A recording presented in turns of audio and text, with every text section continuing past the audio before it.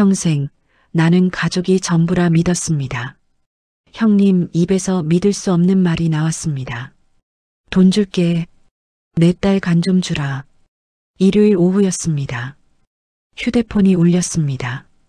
형님이었습니다. 오랜만이네요. 응. 목소리가 떨리고 있었습니다. 평소와 달랐습니다. 형님, 무슨 일 있으세요? 동생아, 나 병원 갔다 왔어. 심장이 철렁 내려앉았습니다. 어디 안 좋으세요? 강경화 말기래. 손에 쥔 리모컨이 떨어졌습니다. 이식해야 한대. 간 이식 안 하면 1년도 못 버틴대. 형님은 평생 든든한 사람이었습니다. 제 앞에 늘 서 계셨던 분, 그 형님이 무너지고 계셨습니다. 형님, 제가 뭘 도와드릴까요? 병원비든. 아니, 그게 아니라. 형님이 말끝을 흐렸습니다. 의사가 그러더라. 가족 간 이식이 가장 빠르대. 네. 그럼 형수님이나 조카가. 형수는 당뇨 있어서 안 된대. 우리 애는 몸이 약해서. 형님 목소리가 작아졌습니다. 그리고 네 딸 검사 좀 받아볼 수 있을까? 귀를 의심했습니다. 네, 뭐라고요? 네 딸 말이야. 20살이면 적합할 거래. 손이 차갑게 식어갔습니다. 형님, 그게 무슨 말이에요? 동생아, 생각 좀 해봐. 나 진짜 죽을 것 같아. 부탁이야. 형님 목소리가 떨렸습니다. 동생아, 일단 검사만이라도 안 될까? 응? 부탁 좀 하자. 뚝 전화가 끊겼습니다. 저는 한참 동안 그 자리에 서 있었습니다. 부엌에서 설거지하는 아내, 방에서 음악 듣는 딸, 평온한 일요일 오후. 하지만 뭔가 금이 가기 시작했습니다. 우리 형님이 제 딸 간을 달라고 하신 건가? 그때는 몰랐습니다. 이게 시작일 줄은. 아내에게 말했습니다. 여보, 형님이 전화하셨어. 형님이요? 강경화 말기래. 이식해야 한대. 아내가 숟가락을 놓았습니다. 그래서요? 말이 나오지 않았습니다. 어떻게 말해야 할까요? 형님이 우리 딸 간을 달라고 하셨다고? 그래서 검사를 받아보래. 검사요? 누가요? 우리 딸. 아내 얼굴이 하얗게 질렸습니다. 그게 무슨 말이에요? 나도 잘 모르겠어. 형수님이랑 조카는 안 된대. 그래서 우리 딸을요? 아내 목소리가 떨렸습니다. 형님이 많이 힘드신가 봐. 나도 어떻게 해야 할지 모르겠어. 거실은 조용했고 TV 소리만 웅웅거렸습니다. 그날 밤 잠이 오지 않았습니다. 형님 얼굴이 자꾸 떠올랐습니다. 떨리던 목소리, 네 딸 검사 좀. 방에서 들리는 딸아이 웃음소리, 친구와 통화하는 밝은 목소리. 이 아이에게 어떻게 말하지? 창밖으로 새벽이 밝아오고 있었습니다. 아직 답이 없었습니다. 그리고 머릿속엔 한 가지 생각만 맴돌았습니다. 형님, 설마 진짜로 제 딸을? 그때는 몰랐습니다. 며칠 후 형님이 갈색 봉투 하나를 들고 오실 줄은. 며칠이 지났습니다. 형님한테서 연락이 없었습니다. 저도 먼저 전화할 용기가 나지 않았습니다. 그런데 그날 오후 초인종이 울렸습니다. 형님이 서 계셨죠. 동생아, 들어가도 되지? 얼굴이 많이 수척해지셨습니다. 눈밑은 검게 그늘져 있었고 입술은 바짝 말라 있었죠. 형님은 소파에 앉으시더니 한참을 말씀이 없으셨습니다. 아내가 물을 따라 드렸습니다. 형님은 물을 한 모금 마시고 천천히 말문을 여셨습니다. 동생아, 나 정말 죽을 것 같아. 의사가 그러더라. 6개월 안에 이식 못하면 끝이래. 손이 떨렸습니다. 형수하고 우리의 검사 다 받아봤어. 둘 다 안 된대. 네. 형수는 당뇨에 혈압까지 있어서 위험하대. 우리 애는 몸이 원래 약하잖아. 조카는 어릴 때부터 병치레가 잦았습니다. 그건 알고 있었습니다. 그래서 생각해봤어? 형님이 저를 똑바로 쳐다보셨습니다. 네 딸 말이야. 가슴이 철렁 내려앉았습니다. 네 딸은 건강하잖아. 20살이면 회복도 빠르고. 형님, 그건 좀 검사만 받아봐. 응? 만약 적합하면 부탁 좀 할게. 부탁? 이게 부탁인가? 말투가 이상했습니다. 부탁이 아니었습니다. 마치 당연한 것처럼 말씀하고 계셨습니다. 형님, 이건 딸아이와 상의를. 상해? 형님 목소리가 갑자기 커졌습니다. 가족인데 뭘 상의해. 생명이 걸린 문제야. 아내가 깜짝 놀라 뒤로 물러섰습니다. 형님, 진정하세요. 동생아. 형님이 제 손을 잡으셨습니다. 손이 차가웠습니다. 우린 형제잖아. 평생 형제로 살았잖아. 형이 죽게 생겼는데 동생이 모른 척 할 거야? 목이 메었습니다. 대답을 할 수 없었습니다. 대신 네 딸간 좀 쓰자. 응? 쓰자. 그 단어가 귀에 꽂혔습니다. 형님, 제 딸은 좀. 뭐가 문제야? 간은 재생되잖아. 금방 회복돼. 그래도 수술인데. 수술? 요즘 의술이 얼마나 좋은데.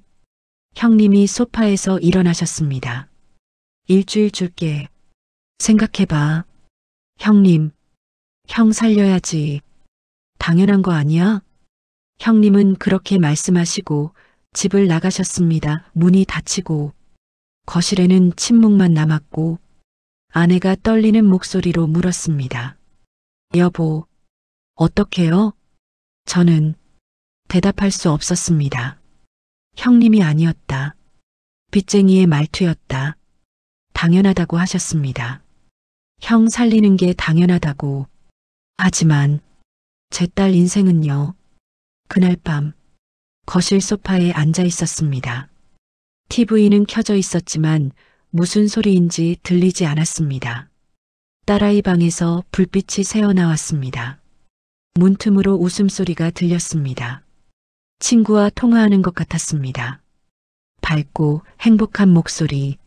이 아이에게 어떻게 말하지? 저 웃음을 제가 지켜야 하는 게 아닐까요? 아니면 형님을 살려야 하는 걸까요? 거실 시계가 똑딱거렸습니다. 입술만 말랐다. 사흘째 되던 날 형님한테서 전화가 왔습니다. 동생아, 생각해봤어? 형님 아직이요. 시간이 없어. 나 진짜 얼마 안 남았어. 목소리가 다급했습니다. 오늘 저녁에 갈게. 집에 있어. 전화가 끊겼습니다. 아내가 불안한 눈으로 저를 바라봤습니다. 여보, 괜찮아. 내가 잘 말해볼게. 하지만 저도 확신이 없었습니다. 저녁 7시 초인종이 울렸습니다. 문을 열자 형님이 서 계셨습니다. 이번엔 혼자가 아니었습니다. 형수님도 함께 오셨습니다. 들어오세요. 형수님은 눈이 퉁퉁 부어 있었습니다. 울다 오신 것 같았죠. 형님은 소파에 앉자마자 품에서 무언가를 꺼내셨습니다. 갈색 봉투였습니다. 탁 하고 테이블 위에 올려놓으셨습니다. 이게 뭐예요? 돈이야. 심장이 쿵 내려앉았습니다. 돈 줄게. 내 딸 간 좀 주라. 귀를 의심했습니다. 손이 차갑게 식어갔습니다. 1억이야. 적지 않지? 형님이 봉투를 제 쪽으로 밀었습니다. 딸 대학 등록금도 되고 취직 준비금도 되잖아. 형님, 지금 뭐라고 하시는 겁니까? 형님, 제 딸은 물건이 아닙니다. 물건? 형님 얼굴이 굳어졌습니다. 야, 형 살리는 건데 왜 그렇게 나와? 그게 아니라. 그럼 뭐가 문제야? 형님 목소리가 커졌습니다. 옆에 앉아있던 형수님이 울기 시작했습니다. 서방님 제발요. 우리의 아빠 좀 살려주세요. 제 인생 반이 저 사람이에요. 제발, 제발이요. 형수님이 손을 모으셨습니다. 가슴이 찢어지는 것 같았습니다. 하지만 형수님, 제 딸은 아직 20살입니다. 그러니까 회복이 빠르잖아요. 형수님 목소리가 날카로워졌습니다. 나이 많은 사람보다 젊은 사람이 낫잖아요. 당연한 거 아니에요? 당연하다는 말. 그 말이 가슴에 꽂혔습니다. 아내가 떨리는 목소리로 말했습니다. 저희 딸도 소중한 아이예요. 소중하면 얼마나 소중해요? 형수님이 아내를 쏘아봤습니다. 사람 목숨이 걸렸는데 거실 공기가 무거웠습니다. 형님이 다시 봉투를 밀었습니다. 동생아, 이거 받아. 그리고 딸 검사받게 해. 형님, 이건 좀. 뭐가 문제야? 돈도 주잖아. 봉투를 밀어낼 수 없었습니다. 손이 굳어버렸죠.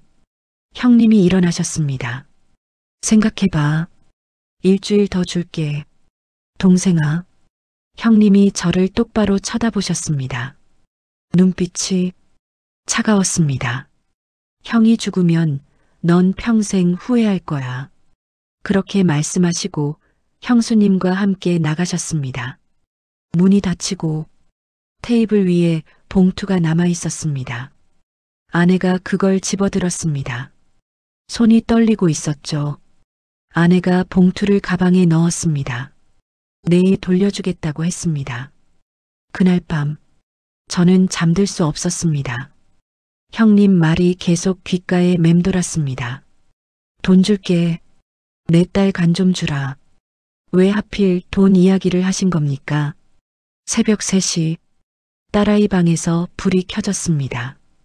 화장실 가는 소리가 들렸죠. 잠시 후 다시 방문이 닫혔습니다. 이 아이는 아무것도 모르는구나. 가슴이 먹먹했습니다. 거실 시계가 똑딱거렸습니다. 형님 말이 또 떠올랐습니다. 형이 죽으면 넌 평생 후회할 거야. 후회? 정말 그럴까? 아니면 지금 이 순간 제가 딸을 지키지 못하는 걸 후회하게 될까요? 며칠이 또 지났지만 형님한테서는 연락이 없었습니다. 하지만 불안했습니다. 뭔가 오고 있다는 느낌이 들었죠. 그 느낌은 틀리지 않았습니다. 토요일 오전이었습니다. 딸아이는 친구를 만나러 나갔고 아내와 저는 집에서 청소를 하고 있었습니다. 초인종이 울렸습니다. 한 번이 아니었습니다. 띵동, 띵동, 띵동. 급하게 누르는 소리였습니다. 문을 열자 사람들이 서 있었습니다. 형님, 형수님, 고모, 그리고 사촌 형까지. 어서 오세요. 형님이 먼저 들어오셨고 다른 분들도 따라 들어왔습니다. 거실이 순식간에 사람들로 가득 찼습니다. 아내가 당황해서 물을 따라 드렸지만 아무도 물을 마시지 않았습니다. 고모가 먼저 입을 여셨습니다. 야, 너 형 죽게 내버려 둘 거야? 가족끼리 이 정도도 못해? 목소리가 날카로웠습니다. 네 딸은 건강하잖아. 뭐가 문제야? 사촌 형이 거들었습니다. 맞아. 요즘 의료기술 좋아서 금방 회복된다며. 형 살려야지. 당연한 거 아니야? 형수님이 울먹이며 말했습니다. 서방님 제발이요. 우리의 아빠 좀. 형수님, 제 딸도. 딸이 뭐가 아까워.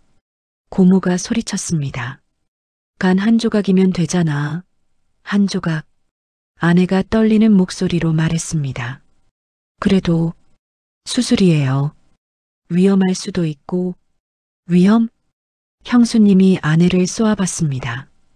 그럼 우리 남편은 죽어도 돼요? 그게 아니라 이기적이다, 진짜. 사촌 형이 혀를 찼습니다. 거실 공기가 무겁게 가라앉았고 형님이 천천히 입을 여셨습니다. 동생아, 내 형님, 돈까지 준다잖아. 뭐가 더 필요해? 형님, 이건 돈 문제가 아니라. 그럼 뭐가 문제야? 형님이 테이블을 탁 치셨고 물컵이 흔들렸습니다. 형 집안 망하면 너 책임이다. 알아? 고모가 거들었습니다. 나중에 형님 장례식 때 넌 얼굴 들고 올 수 있겠어? 가슴이 답답하고 숨이 막혔습니다. 그때였습니다. 뒷문 쪽에서 작은 소리가 들렸고 고개를 돌렸습니다. 딸아이가 서 있었습니다. 언제 돌아왔는지 현관이 아니라 뒷문으로 들어온 모양이었습니다. 창백한 얼굴로 입술을 깨물며 우리를 바라보고 있었습니다. 딸아이가 다 들었구나. 심장이 멎는 것 같았습니다. 딸아이는 대답 없이 방으로 들어가 버렸고 쾅 하고 문이 닫혔습니다. 형수님이 말했습니다. 봐요. 딸도 들었잖아요. 이제 애한테 물어보세요. 애가 착하면 당연히 해준다고 할 거예요. 고모가 고개를 끄덕였습니다. 그래, 딸한테 물어봐. 딸이 더 착할 거야. 입을 열 수 없었습니다. 목이 메었습니다. 형님이 일어나시면서 내일까지 답 줘. 형님, 내일까지 답 안 나오면 우린 남이야. 다른 분들도 하나둘 일어났고 현관문이 열리고 닫혔습니다. 거실에는 저와 아내만 남았습니다. 아내가 주저앉으며 손으로 얼굴을 가렸습니다. 어깨가 떨리고 있었습니다. 저는 딸아이 방 앞으로 갔습니다. 아빠야, 문 좀 열어줄래? 여전히 대답이 없었고 문틈 아래로 불빛만 새어나왔습니다. 지금 무슨 생각을 하고 있을까? 손을 문에 댔습니다. 차가운 문이었습니다. 그 너머에 제 딸이 있었습니다. 혼자서 떨고 있을 딸이. 저는 한참 동안 그 문 앞에 서 있었습니다. 거실로 돌아왔습니다. 아내가 소파에 앉아 있었는데 눈이 빨개져 있었습니다. 여보, 우리 어떡해요? 우리 딸, 얼마나 무서웠을까요? 저도 소파에 앉았습니다. 머리가 무거웠습니다. 가족이라는 이름으로 이렇게까지 할 수 있는 건가? 그날 밤 딸아이는 저녁을 먹지 않았습니다. 방문은 계속 닫혀 있었고 아내가 문 앞에 밥을 가져다 놓았지만 손도 대지 않았습니다. 저는 다시 딸아이 방 앞에 섰습니다. 아빠야, 문 좀 열어줄래? 이야기 좀 하자. 여전히 침묵이었지만 느낌이 달랐습니다. 문 너머에서 숨소리가 들리는 것 같았습니다. 잠시 침묵이 흐른 후 또각하고 문고리 돌아가는 소리가 들렸습니다. 문이 열렸습니다. 딸아이가 서 있었습니다. 얼굴이 새하얗고 눈이 빨갛게 부어 있었습니다. 울었다는 걸 한눈에 알 수 있었습니다.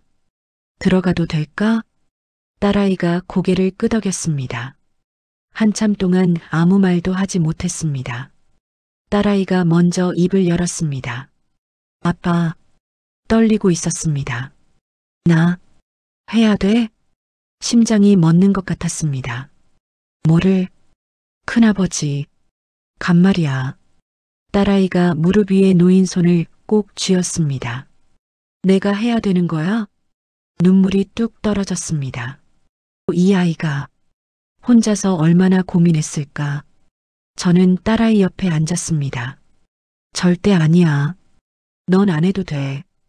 딸아이가 저를 쳐다봤습니다. 눈물 그득한 눈으로. 근데 큰아버지 돌아가시면.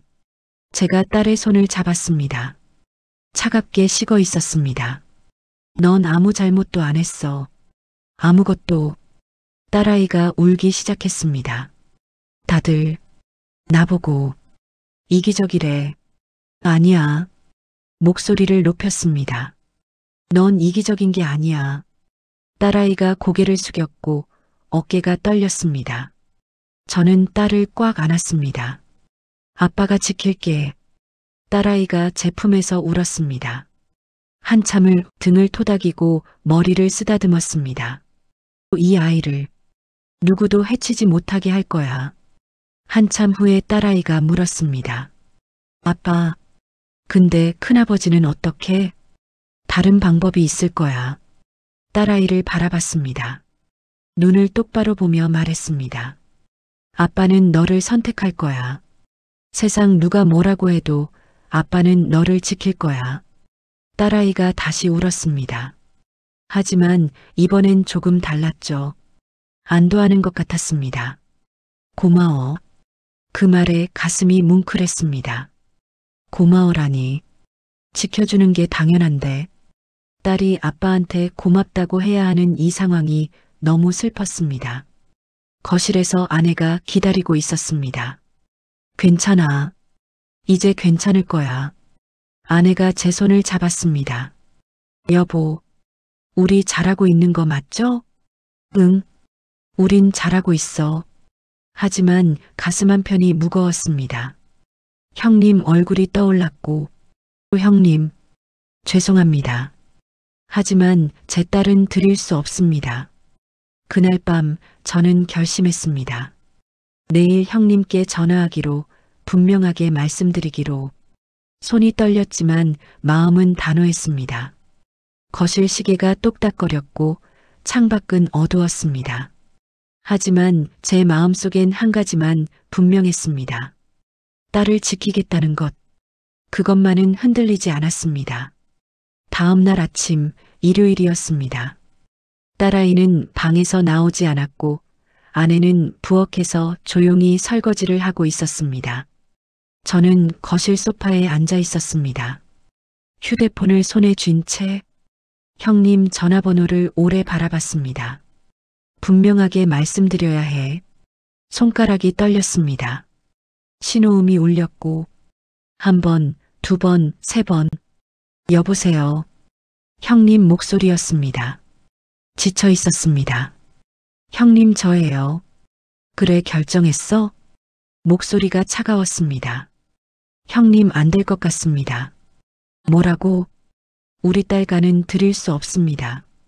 침묵이 흘렀습니다. 길고 무거운 침묵. 동생아. 형님 목소리가 낮게 갈라졌습니다. 너 지금 형 죽으라는 거야? 형님. 그게 아니라. 그럼 뭔데? 소리가 컸습니다. 전화기 너머로 형님의 거친 숨소리가 들렸습니다. 손이 떨렸지만 목소리는 최대한 단호하게 말했습니다.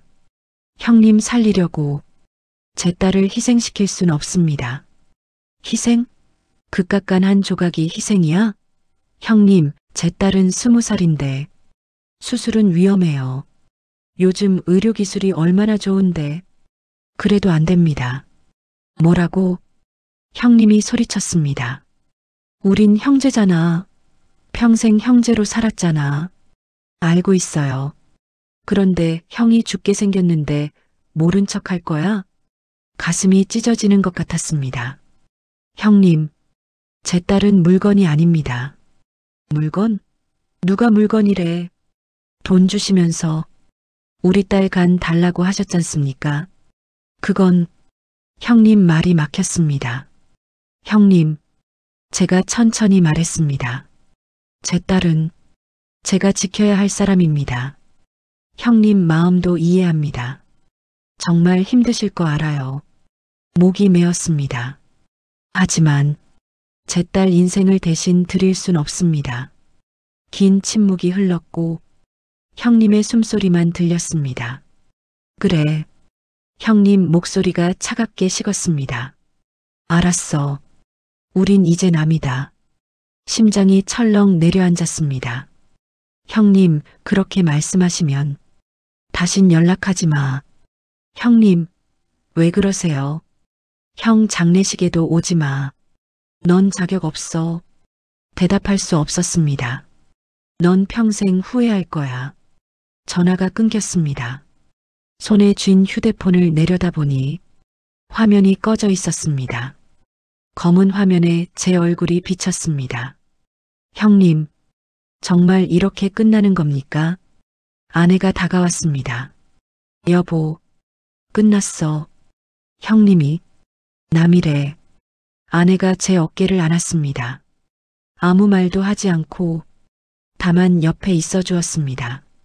그날 오후 어머니한테서 전화가 왔습니다. 너 형한테 뭐라고 한 거야? 네 형이 울면서 전화했어. 그게 아니라 네가 도와주면 되는 거 아니야. 왜 그래? 딸이 뭐가 아까워. 간 한 조각이면 되잖아. 목소리가 날카로웠습니다. 형은 내 형이야. 알아? 대답할 수 없었습니다. 네가 도와주지 않으면 난 널 앞으로 자식으로 안 볼 거야. 전화가 끊겼습니다. 하루 만에 형님과도 어머니와도 끊어졌습니다. 저는 소파에 주저앉았습니다. 내가 잘하고 있는 건가? 그때 딸아이 방문이 열렸습니다. 딸아이가 나와서 저를 보더니 천천히 다가왔습니다. 그리고 옆에 앉아서 아무 말 없이 제 손을 잡았습니다. 아빠, 응, 괜찮아. 딸아이가 제 어깨에 머리를 기댔습니다. 우리 괜찮을 거야. 눈물이 났습니다. 참으려 했지만 참을 수가 없었습니다. 딸아이가 제 손을 꼭 쥐었습니다. 따뜻했습니다. 이 손 놓지 않을 거야. 세상이 뭐라고 하든. 한 달이 지났습니다. 형님한테서는 연락이 없었고 어머니도 전화를 받지 않으셨습니다. 친척들 단체 카톡방에서 제 이름이 사라졌습니다. 아내가 시장에서 고모를 마주쳤는데 고모는 아내를 보자마자 고개를 돌렸고 모른 척했습니다. 이렇게 남이 되는구나. 어느 날 사촌 형한테서 문자가 왔습니다. 큰형님 이식 대기자 명단 올라가셨대. 근데 시간이 별로 없으시대. 문자를 읽고 지워버렸습니다. 하지만 가슴은 무거웠습니다. 밤마다 형님 얼굴이 떠올랐고 창백한 얼굴, 떨리던 목소리. 형이 죽어도 되냐? 그 말이 자꾸 귓가에 맴돌았습니다. 형님, 죄송합니다. 2달째 명절이 다가왔습니다. 추석이었습니다. 아내가 조심스럽게 물어보더군요. 여보, 올해는 어떻게?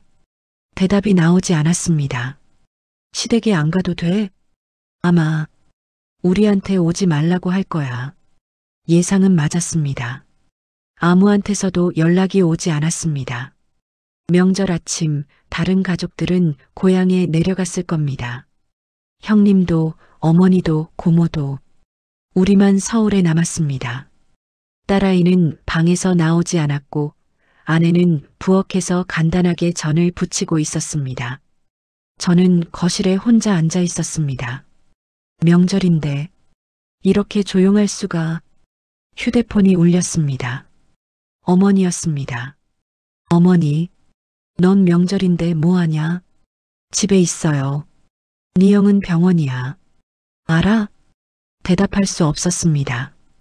혼자 병원 침대에 누워있어. 명절인데 네가 도와줬으면 형은 지금 집에서 송편 먹고 있을 거야. 난 너 낳은 게 후회돼. 진짜. 뚝. 전화가 끊겼습니다. 손에 쥔 휴대폰이 무거웠습니다.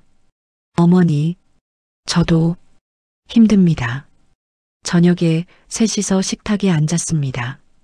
아내가 부친 전과 밥 간단했지만 따뜻했습니다. 딸아이가 조용히 밥을 먹다가 말했습니다. 아빠, 미안해. 왜? 나 때문에. 가족들이랑 안 좋아진 거. 아니야. 고개를 저었습니다. 내 잘못이 아니야. 딸을 똑바로 쳐다봤습니다. 우리가 가족이야. 알지? 딸아이가 고개를 끄덕였습니다. 아빠, 고마워.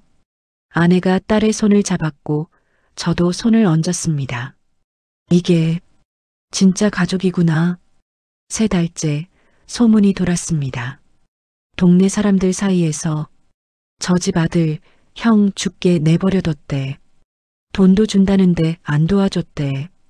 형제끼리 그럴 수가 있나? 시장에 가면 사람들 시선이 따가웠습니다.